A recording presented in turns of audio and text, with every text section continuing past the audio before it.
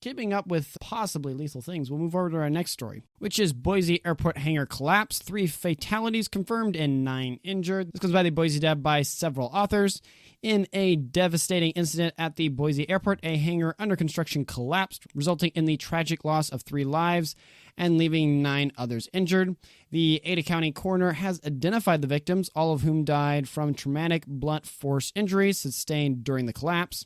The accident, described as fairly catastrophic by the Boise Fire Department's Division Chief of Operations and EMS, Aaron Humley, occurred while approximately 30 people were on the site. 5 of the injured were reported to be in critical condition. The scene was chaotic as first responders arrived, with some rescues described as, quote, challenging, end quote, involving hoists executed by the Boise Fire Department's technical rescue team. Craig Durnett, one of the victims, was listed as the director of Big D Builders, the general contractor for the hangar project. According to the state of Idaho's business entity filings, Big D Builders, a family-owned Idaho business, expressed profound pain and sorrow, extending gratitude to the community's first responders, and committed to working with OSHA and others to determine the cause of the structural failure. The hangar was being constructed for Jackson Jet, with the city of Boise owning the site. Jackson Jet officially has expressed their focus on supporting their team and partners during this difficult time. The investigation into the cause of the collapse is ongoing, with OSHA on site and federal law allowing for a 6-month investigation period. As the community mourns the loss and supports the injured, the focus shifts to understanding how such a tragedy occurred and ensuring the safety of structural sites in the future. Our hearts go out to the families and friends of those affected by this tragic event, which I try to keep up on the news, obviously, here in the state of Idaho, because, it's kind of my job slightly. And this is one of those rare times where, I'm doing different stuff throughout this day and things. But I was over at some friend's house over in Gem County, and I opened my phone to look at some stuff and check Twitter, and this had literally just happened within like 30 minutes or whatever and was blowing up. Obviously, very sad to hear about. Just crazy. Have you seen any of the footage, John, or heard about this? I heard about it. I didn't read about it, but yeah, it came across my feed. Man, this one just sucks. I don't really know what else to say. It's a tragedy, and it sucks for the families. It sucks for the company. I hope they can get to the bottom of it. You certainly want to find the person that is responsible, if for no other reason than to know how it happened so we can avoid that thing happening again in the future. There have been, honestly, that's how the code books have been written, as, oh, this tragedy happened. How do we avoid that in the future?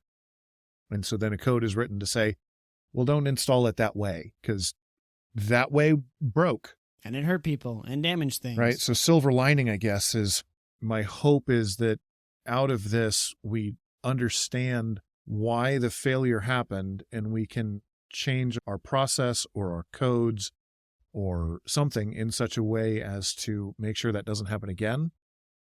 Or we realize it was a freak accident, and accidents happen, jobs are dangerous, and I mean, it may sound kind of callous, but maybe it just is what it is, and we can't regulate. Like, as human beings, you cannot legislate out there being danger of bad things happening.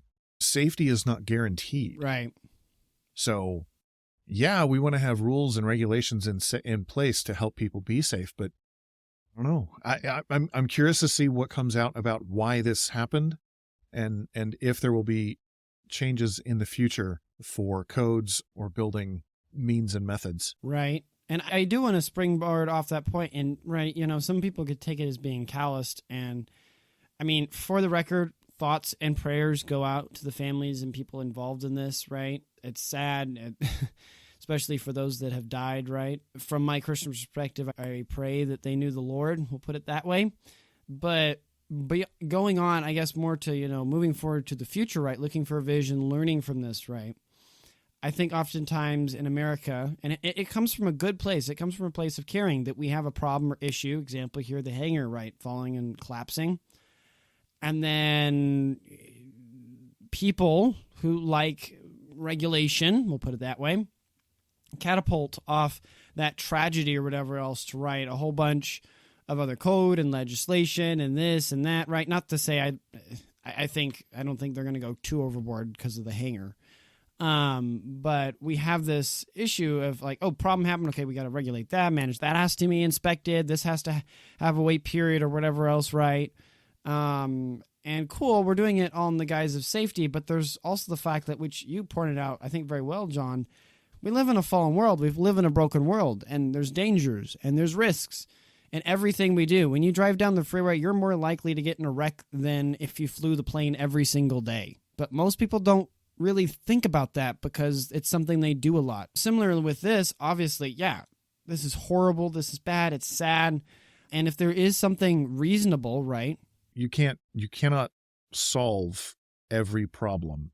And as someone who's in the construction and design world, we have increased the cost of a lot of construction by trying to legislate out danger, risk. And a lot of that is a good idea. In some places it goes too far. And so my hope is, again, bringing it back to the current situation, my hope is that we figure out what happened. The proper people that carried the proper insurance pay out to the proper people so that, yes, loss of life is tragic, but we hope that the families that they leave behind will be taken care of. Right. And then moving forward, I hope that good decisions are made to either solve what problem might have been there or to be able to identify risk and know that it exists. Putting a bow on all that, right? Lessons to be learned with everything, right? Question is, how do you learn those lessons? What lessons do you learn?